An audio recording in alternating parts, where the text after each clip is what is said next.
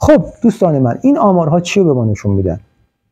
این آمارها به ما نشون میدن که هرچه کشورها توسعه یافته تر بشن از لحاظ اقتصادی، سیاسی، اجتماعی، هرچه دموکراسی در اونها بیشتر پیاده شده باشه، هرچه نظام سرمایه‌داری و اقتصاد بازار آزاد در اونها بیشتر پیاده شده باشه و به طور کلی بخوایم بگیم که هرچه تمدن ما رشد و توسعه بیشتری در یک کشور پیدا کرده باشه، در اون کشور لزوما انسان‌ها احساس خوشبختی، رضایت و آرامش بیشتری نمی‌کنن. اگر نگیم احساس خوشبختی کمتری می‌کنن. آمارها نشون میدن که جرم و جنایت، بیماری، افسردگی، شکاف فقیر و غنی و کار برای معاش و نان شب در این کشورهای توسعه یافته به مراتب بیشتره و اگر هم بیشتر نباشه در بعضی موارد کمتر نیست و این به ما این نتیجه رو پیش چشم ما قرار میده که توسعه یافتگی اقتصادی، توسعه یافتگی سیاسی و شاخصهای در واقع توسعه یافتگی در حوزه‌های مختلف منجر به احساس خوشبختی، احساس خرسندی، احساس رضایت و احساس آرامش انسان نمیشه.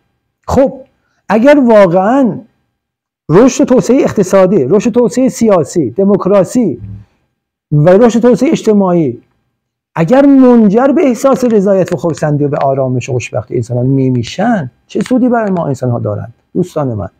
مگر نه اینه که وقتی ما میگیم توسعه پیدا کنیم، توسعه سیاسی، توسعه اقتصادی، توسعه فرهنگی، توسعه اجتماعی، مگر نه اینه که نهایتا همه اینها منجر به این بشه که ما انسان ها درونن احساس خرسندی، احساس رضایت، احساس خوشبختی و آرامش بیشتری داشته باشیم؟ اگر همه اینا منجر به افسردگی ما میشن، منجر به افزایش جرم و جنایت میشن، منجر به شکاف فقیر و غنی میشن، منجر به نابرابری بیشتر میشن، منجر به کار بیشتر میشن، چه سود دیگری برای ما انسان ها دارند؟ دوستان عزیز، درسته، مطمئنا شما دارید به من میگید و قبل از اینکه شما بگید من خودم میخوام خدمت شما عرض بکنم که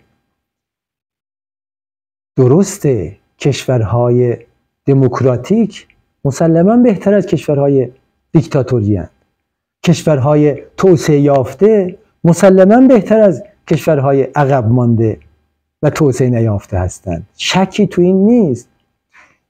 سوء تفاهم نشه، نگید فلانی میگفت که کشورهای عقب مانده بهتر از کشورهای توسعه یافته، کشورهای دیکتاتوری بهتر از کشورهای دموکراتیک. نه خیر، هیچ آدم عاقلی، من که هیچ آدم عاقلی نمیتونه این حرف رو بزنه. مسلماً کشورهای دموکراتیک بهتر از کشورهای غیر دموکراتیک و دیکتاتوری هستند. مسلماً کشورهای پیشرفته اقتصادی و توسعه یافته اقتصادی و اجتماعی بهتر از کشورهای عقب مانده هستند.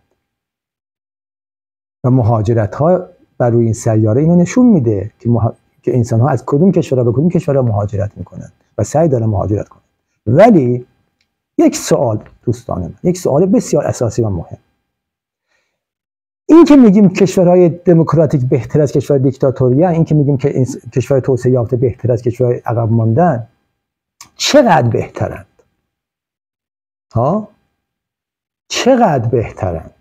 سوال اساسی اینجاست و حرف اساسی من هم دقیقاً تو همین نکته است، تو همین مسئله است. چقدر بهترند؟ آیا اینقدر بهتر هستند که ما انسان‌ها، ما ملت‌ها در درون کشورهای خودمون تلاش کنیم، ماها، سالهای متمادی زحمت بکشیم، تلاش کنیم، کار بیشتر بکنیم، مبارزه کنیم، مبارزه اقتصادی، مبارزه سیاسی، زندان بریم، کشته بدیم، هزینه سیاسی، هزینه اقتصادی، هزینه جانی، هزینه مالی، زمانهای زیادی رو از دست بدیم که به میزانی از توسعه یافتگی سیاسی، اقتصادی و اجتماعی و فرهنگی برسیم؟ آیا اون میزان بهتر بودن انقدر ارزش داره که ما این کارا رو بکنیم، این هزینه های سنگین و گزاف رو متحمل بشیم یا خیر؟ به نظر بنده دوستان من این آمارها نشون میدن که نه خیر، اون بهتر بودن اینقدر نیست که ارزش این همه هزینه رو داشته باشه. همه شما میدونید تو همه کشورهای دنیا که از لحاظ سیاسی توسعه نیافته تر هستن، انسان ها معترضن، انسان ها به حکومت هاشون، به دولت هاشون معترضن، میخوان اصلاحات در دولت هاشون انجام بدن یا میخوان اصلا کل رژیم ها رو عوض کنن. چه هزینه های گزاف جانی و مالی انسان ها متحمل میشن، چه داغ ها بر دل ها مینشینه، چه اشک ها ریخته میشه و چه خون ها بر زمین ریخته میشه، چه هزینه های گزافی انسان ها میدن و چه زمان های سپری میشه، سالها سپری میشه و فرصت های زیادی از دست میره و نهایتاً در موارد بسیار بسیار اندکی به نتیجه میرسه.